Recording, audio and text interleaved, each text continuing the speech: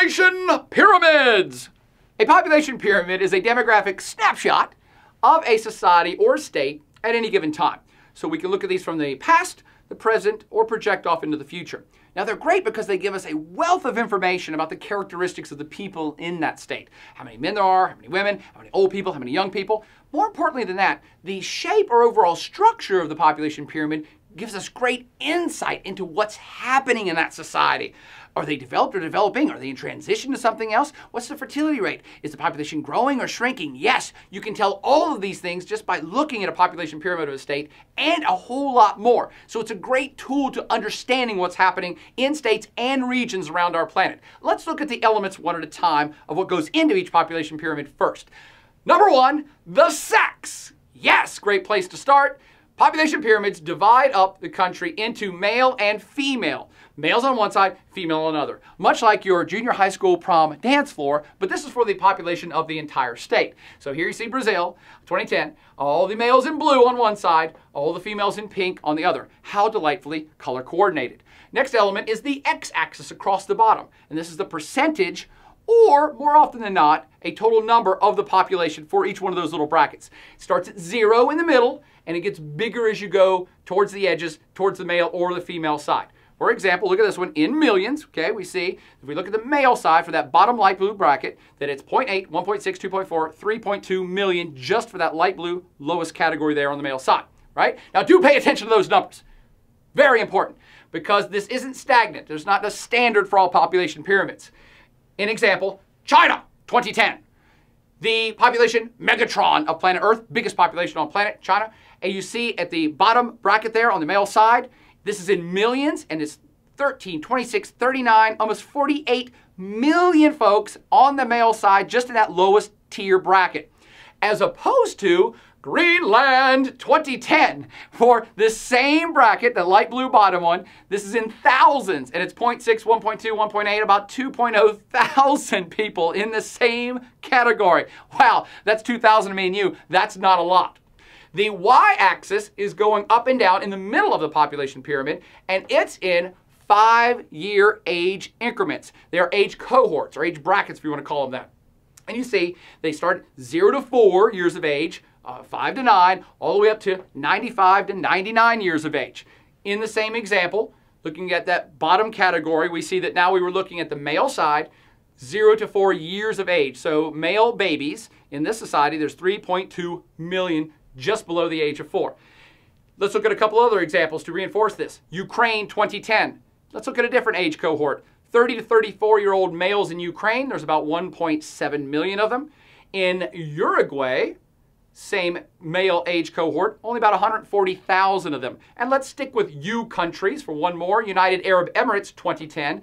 And what is a very bizarrely phallic-shaped population pyramid, we see that the 30 to 34-year-old male bracket is the biggest one in the country, 575,000 of them, in a very, very unique, bizarre shape that we'll come back to and explain by the end of this lecture. Of particular note, to understand the dynamics of what's happening in society, I like to point out 3 kind of distinct areas of the population pyramid, 3 brackets of folks based on the age cohorts. This is my definition. First one I'll talk about is old brackets, the old people in the society. And these are the folks that are above 50, 55, 65 years of age, right? The old folks. And what you'll see, no matter what population pyramid you look at from the planet, you'll see that once you get to that age, that the pyramid gets smaller and smaller as you go up in the age cohort. And this is just due to natural mortality. People cannot live forever. So every year that passes, or any snapshot of any society, there's not as many 99-year-olds as there is 5-year-olds in any given society. Make sense? What's of more significance to this old brackets?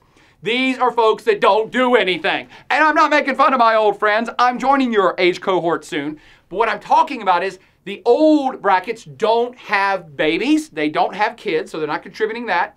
By and large, the older people do not work, especially when you get to 65 and 70. They're not in the workforce. They're not contributing to the economy. They're not paying as much taxes. They're not adding in as much to the society.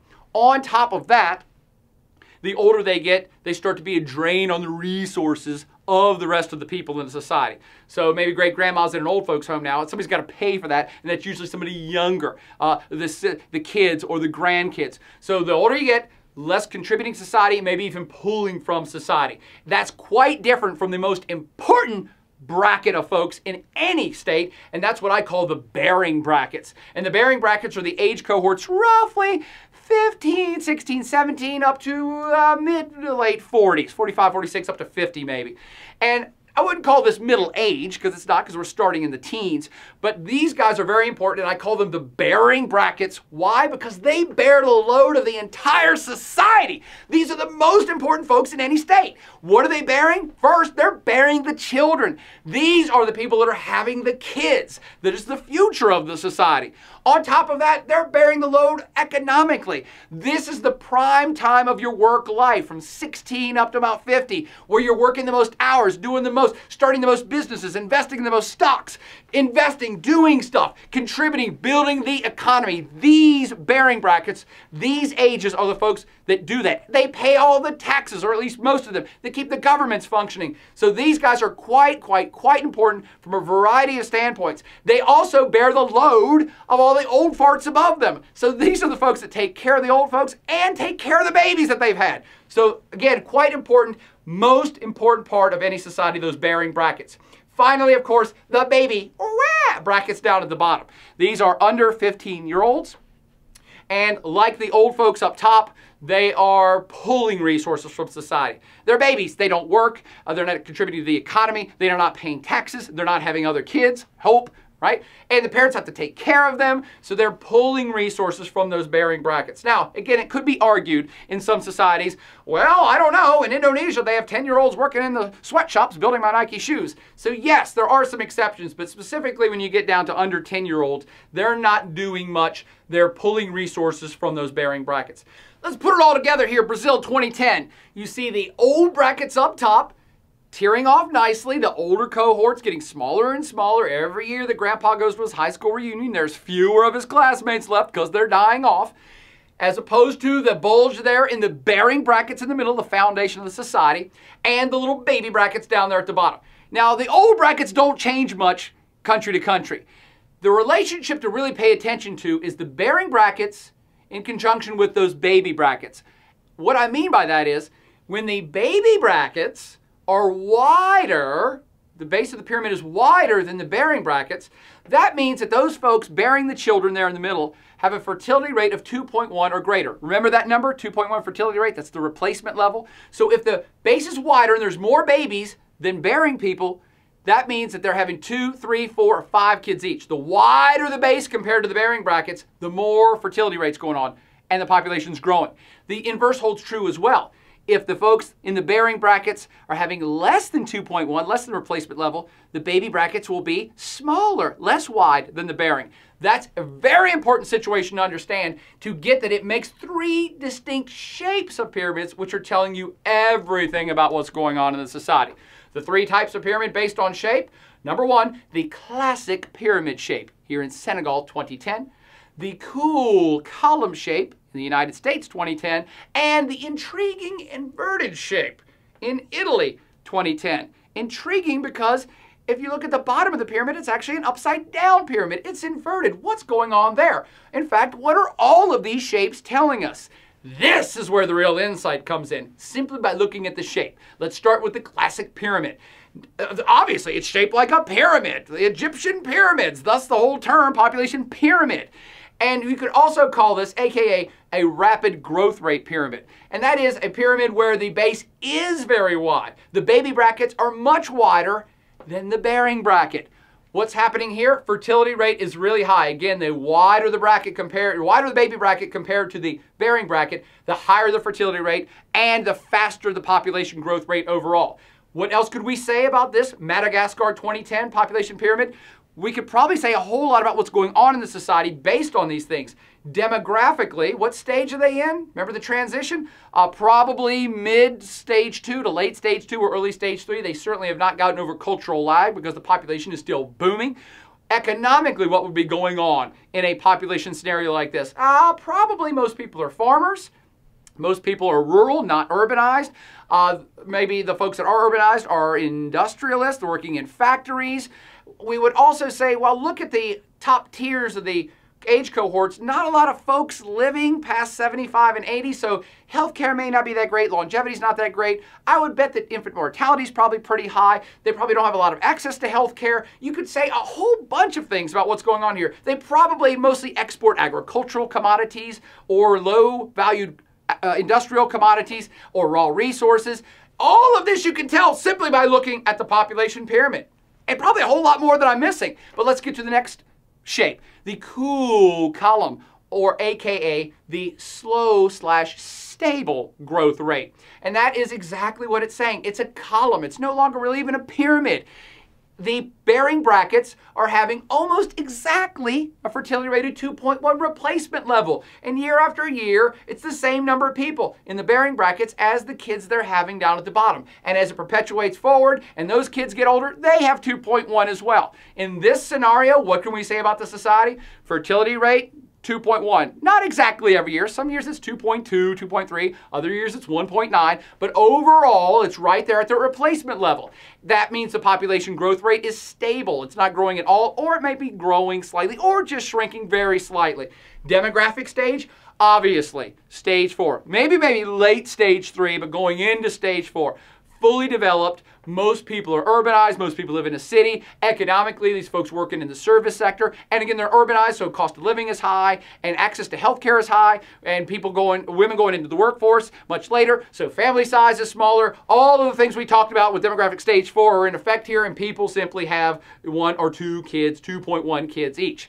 You're starting to see the bigger picture just by looking at the shape. Now let's take the last one, the intriguing inverted, AKA negative growth rate pyramid, as evidenced by Italy. We'll go back to it. Now, if you look at the brackets from age 35 to 40 and higher, it kind of looks like a standard pyramid. But man, what happens when you look at the bearing bracket versus baby bracket? It's inverted because these folks are having less than 2.1 kids each. In fact, significantly less in some circumstances. These folks are having 1.2 kids each, actually. The fertility rate's 1.2. And that means that every year, the bearing brackets are having less kids, then those kids get older and have kids, and they're having less kids. Overall, what can we say about the society? Fertility rate's less than 2.0, and usually a lot less, maybe 1.0. Population growth is negative, and that's the thing to remember. This society is getting smaller every year. The population total is getting smaller. Demographic stage, definitely late stage 4, and that possible stage 5 that we talked about, where death rates are actually above birth rates year after year after year. Economically, these are post-industrial economies. Most people working in the service sectors, exceptionally rich, riding their Vespas, wearing their leather jackets, sipping lattes. They don't want to have kids. Kids are too expensive. Everybody's urbanized. Healthcare is accessible. Education's accessible. All that stuff that goes into this, a negative growth rate scenario.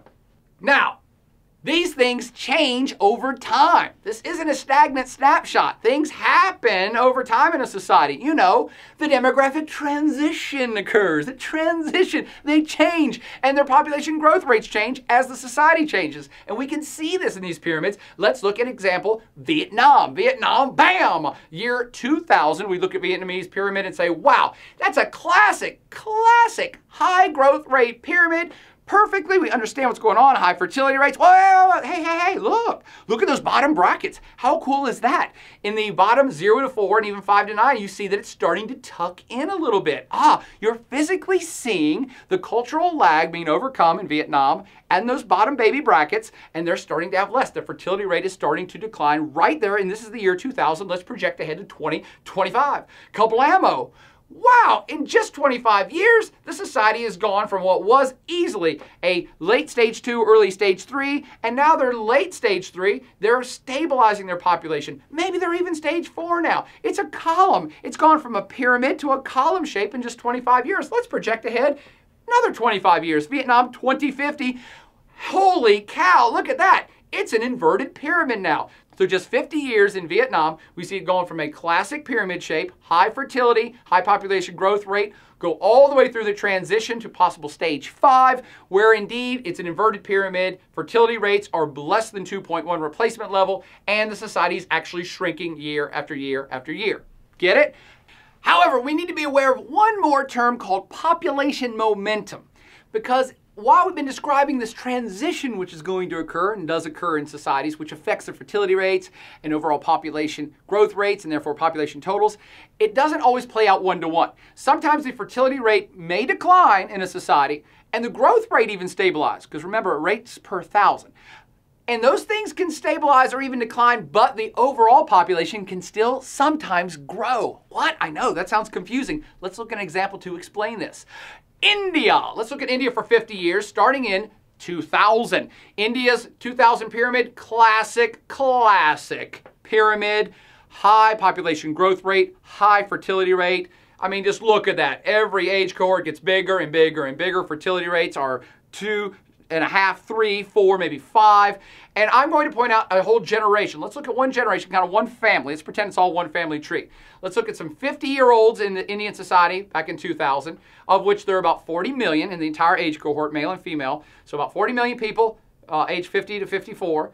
And they had, let's pretend they represent the people that had kids. So their kids are the age cohort that were 25 to 29, and there are about 75 million of those folks total. And then let's pretend those folks then had kids, and they had, at given fertility rates during this whole scenario, then they would have 110 million kids altogether. Now again, this is classic high growth rate, but let's look what happens as India evolves through the demographic transition and changes. Let's project ahead to 2025. Wow, already we see, hey, look at that. They must have heard this lecture. Instantaneously in the last 25 years, that last group of folks that were babies back in the year 2000 are now bearing age in 25 to 29-year-olds, and they are having exactly the replacement level. Look, the fertility rate's 2.1. It's an exact column for the entire bottom half of this population pyramid. But, let's look at the numbers so you see what I'm talking about with population momentum. There's the top tier. There's great-grandma and great-grandpa now. There's grandma and grandpa and the 50 to 54-year-olds. Let's pretend like there's still 75 million of them.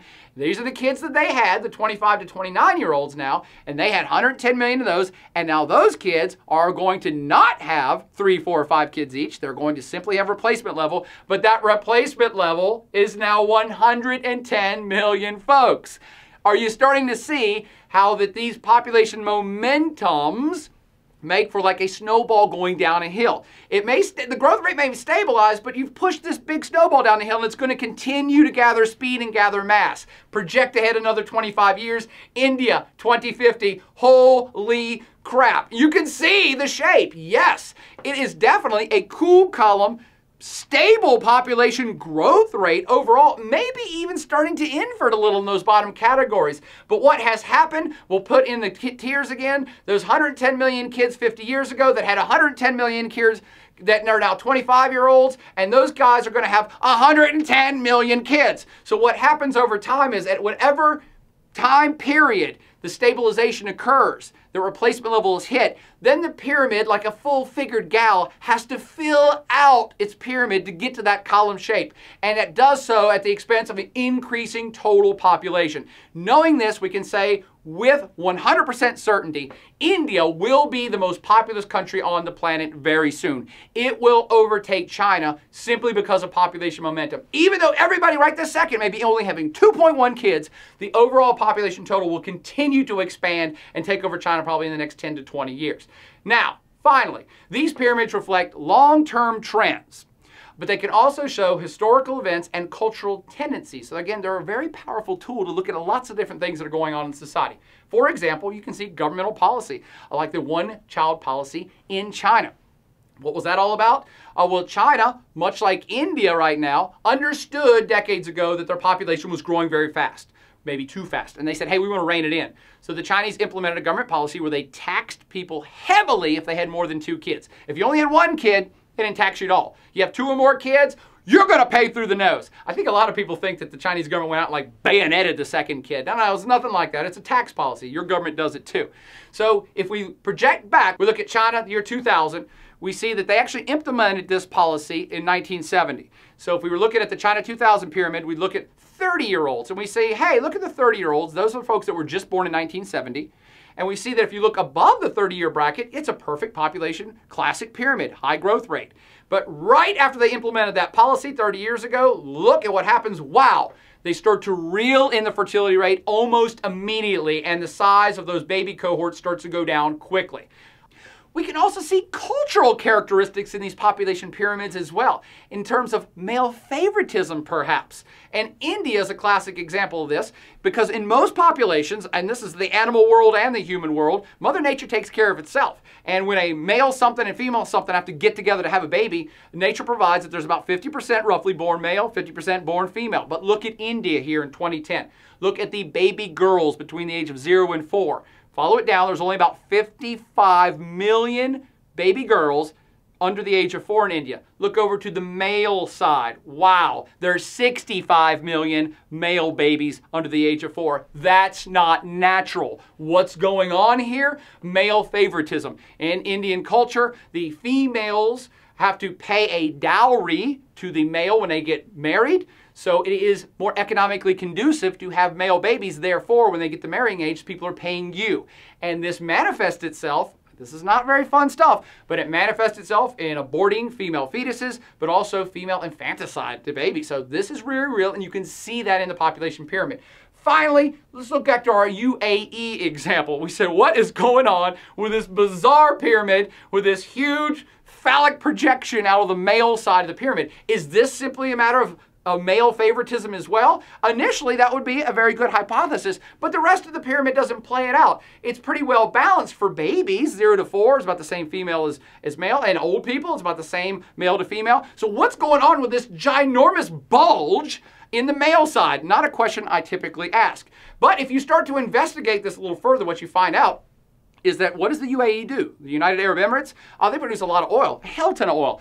In fact, they're exceptionally rich off of oil. And because they've gotten so rich, they've been under a construction boom for 10 years now. So lots of oil employment, lots of construction employment. Now, the UAE is not a very big population though. Look at the numbers. This is in thousands. So they needed workers to work these jobs. Now, who wants to work greasy, grimy oil platform jobs or very tough and tumble construction jobs? Well, that would be 25 to 40-year-old males. And bam, there you go. Where are they going to get them from? Immigration. This population pyramid is showing you Indian and Pakistani immigration to the UAE to fulfill a job niche. And they've been there so long, they've been incorporated into the population pyramid. Does that now make sense? Now, all the population pyramids you've seen are on www.census.gov, and you can go pick any country and any time and any place you want to investigate for yourselves. It's a great resource for future research or to understand what's going on in the states and regions we're going to talk about in this class. In the meantime, though, why don't you check out these population pyramids in this little quiz and see if you can answer the following questions simply based on the population's shape, size, and dynamics of the pyramid itself. Good luck.